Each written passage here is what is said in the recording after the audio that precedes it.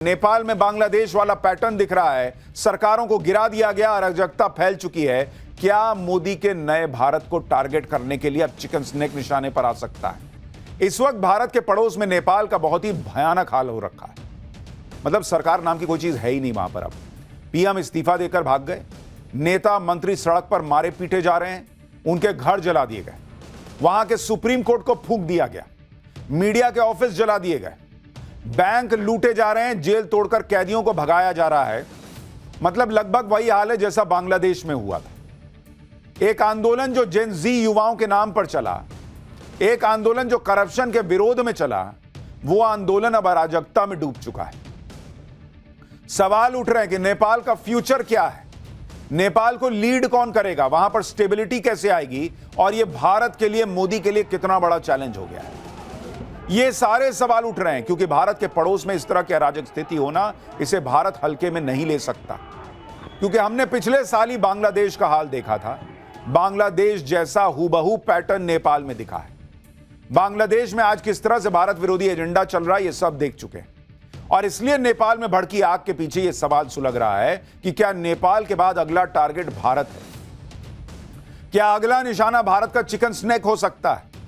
अगर आप भारत के चिकन स्नैक का मैप देखेंगे तो उसमें एक तरफ नेपाल है और दूसरी तरफ जो है बांग्लादेश है। आप देखिए, ऊपर नेपाल, नीचे बांग्लादेश, और बीच में जो वो पतला सा हिस्सा है वो चिकन स्नैक है। और अब बांग्लादेश में कट्टरपंथी बैठे हैं, नेपाल में बांग्लादेश वाला पैटर्न दिख रहा है। सरकारों को गिरा दिया गया, अराजकता फैल चुकी है। क्या मोदी के नए भारत को टारगेट करने के लिए अब चिकन स्नैक निशाने पर आ सकता है? क्या कोई बड़ी साजिश का हिस्सा है जो नेपाल में हो रहा है? नेपाल में भड़की आग से भारत के चिकन स्नैक को क्या खतरा हो सकता है? भारत के चिकन स्नैक की बातें क्यों हो रही हैं? भारत ने क्या तैयारी की है, सब आपको बताऊंगा। नेपाल में ताजा हालात की तस्वीरें भी दिखाऊंगा। नेपाल में ओली सरकार के गिरने के बाद अब आगे क्या होगा, यह भी बताऊंगा। पहले नेपाल में आज दूसरे दिन जो बवाल मचा, उसकी तस्वीरें देखिए, जो पहले दिन से भी ज्यादा भयानक और भयावह है। भारत के पड़ोस में ऐसी आग लग जाएगी, किसी ने सोचा नहीं था। नेपाल से बहुत ही खौफनाक तस्वीरें आ रही हैं। जेन जी प्रोटेस्ट को 24 घंटे भी नहीं हुए कि तख्ता पलट हो गया। नेपाल की संसद पर युवाओं ने कब्जा कर लिया। संसद भवन में आग लगा दी गई है।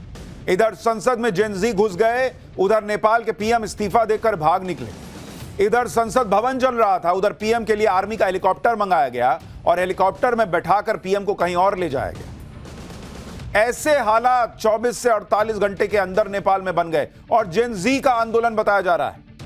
नेपाल के पीएम ही नहीं भागे, कई मंत्री और नेता भी इसी तरह भागे। जो नहीं भाग गए वो कैसे जेन जी के हाथ चढ़ गए, इस आंदोलन के हाथ चढ़ गए, क्या हाल हुआ उनका, देखकर आपके रोंगटे खड़े हो जाएंगे। नेपाल के जो नेता और मंत्री भाग नहीं पाए और भीड़ के हत्थे चढ़े, उन्हें दौड़ा दौड़ा कर भीड़ ने पीटा है बॉस।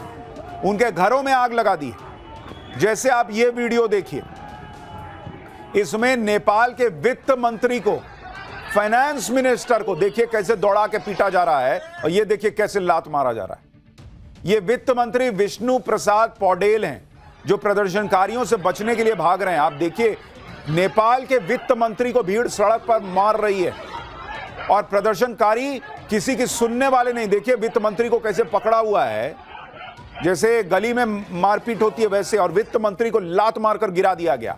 पकड़ कर खोपचे में ले गए, भीड़ उधर लेकर चली गई।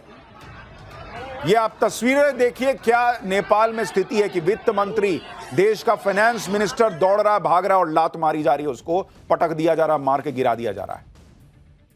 नेपाल की स्थिति को आप इसी से समझ सकते हैं। एक और वीडियो देखिए जिसमें पौडेल जब नदी पार करके भागने की कोशिश कर रहे थे। आप देखिए, वो आदमी सोचा नदी पार करके भाग जाऊं, तो पीछे से लोगों ने आकर पकड़ लिया और पीटने लगे कि नदी पार करके कहां भाग रहे हो, अभी और मारेंगे तुम। लोग इतने गुस्से में थे कि वित्त मंत्री पौडेल के कपड़े उतारकर सड़क पर घसीट रहे थे। ये देखिए हालत, ये नेपाल के वित्त मंत्री हैं, कपड़ा फाड़ दिया लोगों ने, अंडरवियर सिर्फ बचाया और उसमें उठा के सड़क पर घसीट रहे हैं उसको।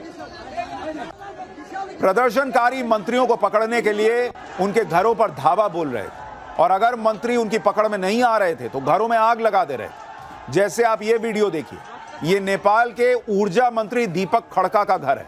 यहां प्रदर्शनकारियों ने धावा बोल दिया, मंत्री तो बचकर निकल गए, लेकिन उनके घर में नोटों की गड्डियां मिली, जिन्हें प्रदर्शनकारियों ने हवा में उड़ा दिया और घर को भी आग के हवाले कर दिया।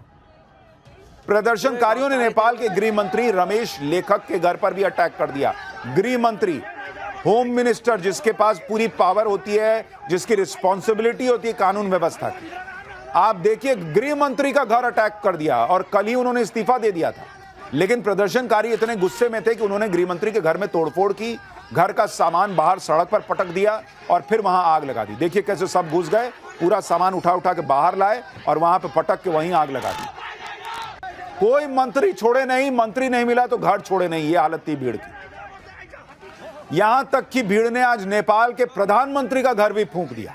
केपी ओली के निजी आवास को भी प्रदर्शनकारियों ने आग के हवाले कर दिया।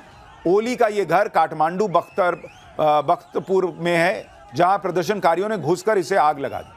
पूरा घर आग की लपटों और काले धुएं से गिर गया। आप तस्वीर देखिए, फुल फ्रेम दिखाइए किस तरह से आग लगाई गई है। पीएम का घर है। प्रधानमंत्री ओली के घर को आग के हवाले करने के बाद प्रदर्शनकारियों ने सेलिब्रेट भी किया, डांस करके खुशी का इजहार किया। जलते हुए घर के सामने प्रदर्शनकारी कैसे खुशी मना रहे थे, आप उसकी तस्वीरें देखिए। केपी ओली का हाल वैसा ही हुआ जैसे बांग्लादेश में, आपको याद होगा, शेख हसीना का होगा। नेपाल में सेम पैटर्न दिख रहा है जो बांग्लादेश में हुआ था। शेख हसीना को भी जैसे तैसे लास्ट टाइम पर सेना ने बचाया था, वैसे ही ओली को लास्ट टाइम पर सेना बचा कर ले गई। नेपाली सेना के हेलीकॉप्टर में सवार होकर केपी ओली देखिए कैसे भाग रहे हैं। जैसे शेख हसीना भागी थी, वैसे ही केपी ओली भागे हैं। ओली ने आर्मी चीफ अशोक सिगडेल की सलाह पर कुर्सी छोड़ी। बताया जा रहा है कि ओली को इस वक्त नेपाली आर्मी ने गुप्त जगह पर छिपाया हुआ है, लेकिन दावा किया जा रहा है कि ओली नेपाल छोड़कर दुबई चले गए। ओली के इस्तीफा देने के बाद भी नेपाल के लोगों का गुस्सा शांत नहीं हुआ। केपी ओली के खिलाफ नेपाल के युवाओं के दिल में कितनी नफरत भर गई है, आप पहले इसको सुनिए, फिर आपको दिखाता हूं कि भीड़ ने आज जो किया है, आपने देखेंगे तो आपके रोंगटे खड़े हो जाए। इसका मोटिव यही है कि ओली को रिजाइन करे।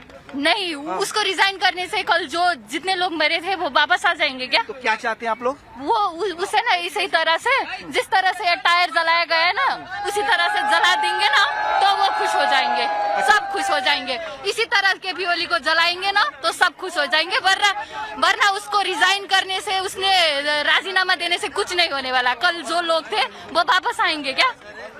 जितने मरे बेचारे, इतने साथ छोटे छोटे बच्चे मर गए थे, वो वापस आ जाएंगे क्या? इसीलिए उसे राजीनामा देने की जरूरत नहीं है। खुद अपने आप को आग लगा दे, वो अच्छा बात होगा। फिर सब लोग खुश हो जाएंगे, कोई कुछ नहीं बोलेगा। यही चाहते हैं बस। भी हो जाए, केपी ओली को मरना चाहिए। उसको हम मार दूंगी, अभी की अभी। मैं मारूंगा, मैं मारूंगा केपी ओली को, मैं मारूंगा। इतना साना बच्चा मैं मारूंगा, मैं मेरा 24 वर्ष एज है, मैं मारूंगा, मैं सिंगल मारूंगा, मैं सिंगल। वो खाली आ जाए यहाँ पर, मैं मारूंगा। आप लोगों का गुस्सा देखिए। कहा जा रहा है ये जेन जी का आंदोलन है, ये सारे यूथ हैं, युवा हैं, पढ़ने लिखने वाले लोग हैं, लेकिन आप इनका गुस्सा देखिए। कह रहे हैं कि मैं देश के प्रधानमंत्री केपी ओली को मैं मार दूंगा। वो लड़की कह रही है कि उसको जिंदा जला देंगे सड़क पर। केपी ओली को तो समय रहते सेना ने बचा लिया, लेकिन नेपाल में भीड़ का आज जो गुस्सा दिखा, उससे कोई बचने वाला नहीं। जिस तरह से संसद भवन को जेन जी ने फूंक डाला, उससे घंटों तक संसद भवन जलता रहा। जबरदस्त धुआं कई घंटों तक दिखा। सिंह दरबार, जहां सारे मंत्रियों के ऑफिस हैं, जहां से नेपाल की पूरी सरकार चलती है, वहां पर कब्जा कर लिया गया और वहां तोड़फोड़ की गई। देखिए कैसे संसद जल रही है नेपाल की। नेपाल के सुप्रीम कोर्ट को जेन जी ने फूंक दिया। इनकम टैक्स के ऑफिस पर हमला कर दिया। कोई ऐसा सरकारी संस्थान नहीं था जहां अटैक नहीं हुआ।